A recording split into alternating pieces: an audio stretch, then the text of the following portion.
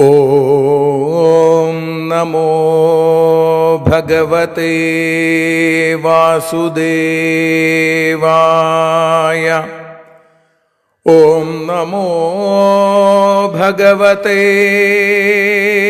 വാതനാഥായ. ഓം നമോ ഭഗവതേ നാരായണായ.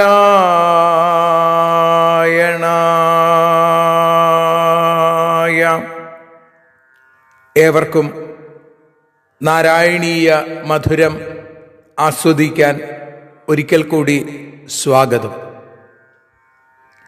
മൂകം കരോതി വാചാലം പങ്കും ലംഘയതേ ഗിരിം യൽകൃപാതമഹം വന്ദേ പരമാനന്ദമാധവം. അഖിലാനപരാധാന്മേ ക്ഷമസ്വ കരുണാനിധേ പ്രസീദ മൽഗുരോ നാഥ ജനകായ നമോ നമഃ. അഖിലാനപരാധാന്മേ ക്ഷമസ്വ കരുണാംബുധേ പ്രസീദ മൽപ്രിയേ നാഥേ മാതൃരൂപേ നമോസ്തുതേ. സദാശിവസമാരംഭാം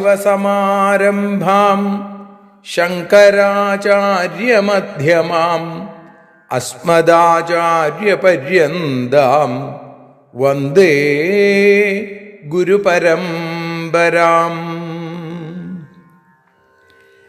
നാരായണീയത്തെ പറഞ്ഞിടുമ്പോൾ നാരായണാഖ്യനെ നമിച്ചിടുന്നു.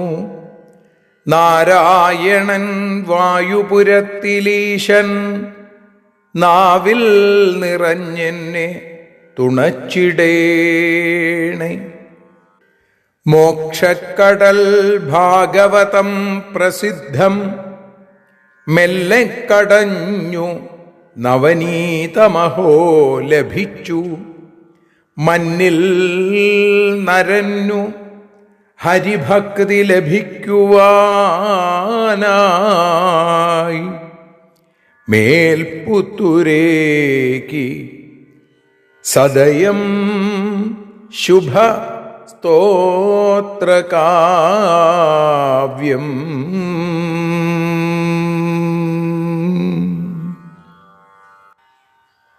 സ്തോത്രകാവ്യമായ ശ്രീമന്നാരായണീയത്തിൻ്റെ അക്ഷരോപാസനയായ നാരായണീയ മധുരം ഇന്ന് 65-ാമത്തെ ദിവസത്തിലേക്ക് എത്തുമ്പോൾ 6-ാമത്തെ ദശകം, അതിൽ 10-ാമത്തെ ശ്ലോകം ചൊല്ലി ആ ദശകം നമ്മൾ സമർപ്പിക്കുകയാണ്. മേൽപ്പുത്തൂർ നാരായണ ഭട്ടതിരിയുടെയും മേഘശ്യാമളവർണ്ണനായിരിക്കുന്ന ആ സാക്ഷാൽ നാരായണൻ്റെയും കാരുണ്യം മേൽക്കുമേൽ നമുക്ക് ഒരു വർഷം പോലെ തണുപ്പായി ജീവിത ചൂടിനെ ഇല്ലാതെയാക്കിക്കൊണ്ടിരിക്കുന്നു.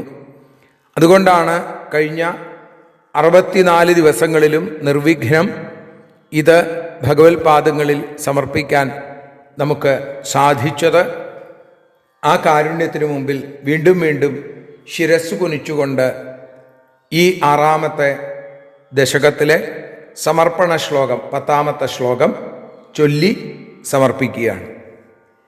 ഈദൃങ്ജഗന്മയവപുസ്തവ കർമ്മഭാജാം കർമാവസാന സമയേ സ്മരണീയമാഹു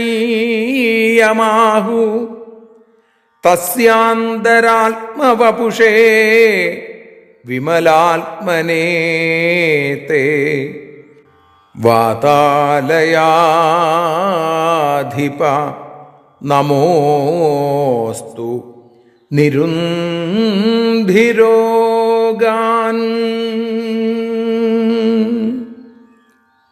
ഈദൃങ് തവ ജഗന്മയവപു കർമ്മഭാജാം കർമാവസാന സമയേ സ്മരണീയം ആഹു ഹേ വാതാലയാധിപ തസ്യ അന്തരാത്മവപുഷേ വിമലാത്മനേ തേ നമ അസ്തു രോഗാൻ നിരുന്ധി ത്വം മേ രോഗാൻ നിരുന്ധി ഈദൃക് തവ ജഗന്മയവപു.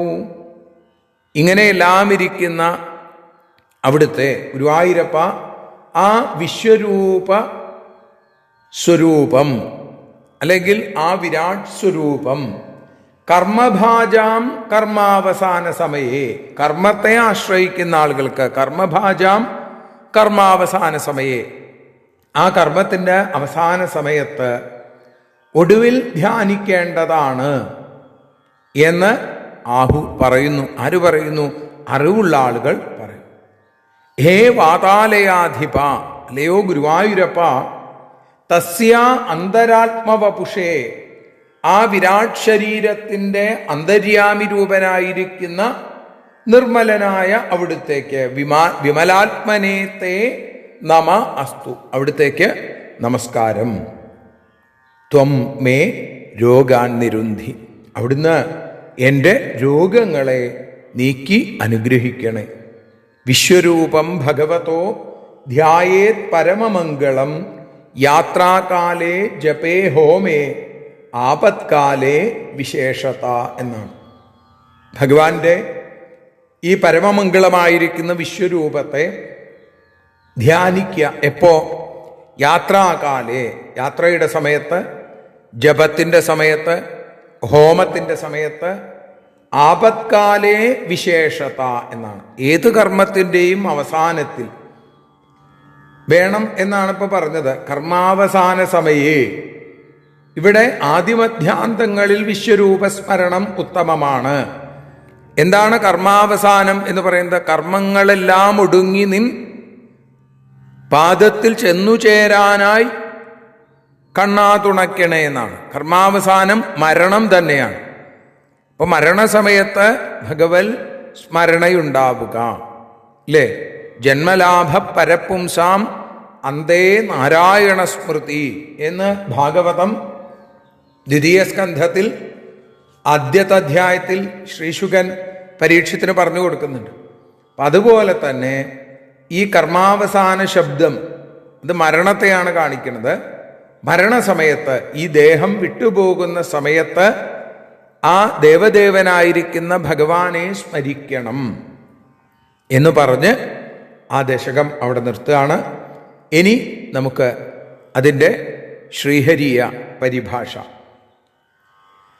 നാരായണ നാരായണ നാരായണ നാരായണ നാരദാദി വന്ദിച്ചിടും ശ്രീവാസുദേവ. ഇപ്രകാരമുള്ള നിന്റെ വിശ്വരൂപസ്വരൂപത്തെ കർമാനുഷ്ഠാനന്ത്യത്തിങ്കൽ ധ്യാനിച്ചിടേണം. വിരാട് സ്വരൂപഭാവത്തിൽ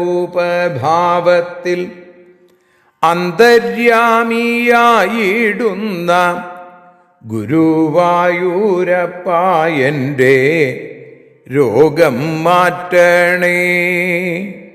നാരായണ നാരായണ നാരായണ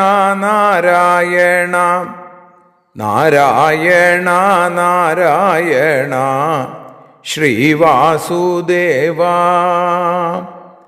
നാരായണീയ മധുരം അർപ്പിക്കുന്നു ഞാൻ. നാരായണീയ മധുരം സ്വീകരിക്കണേ. സർവത്ര നാരായണ നാമസങ്കീർത്തനം.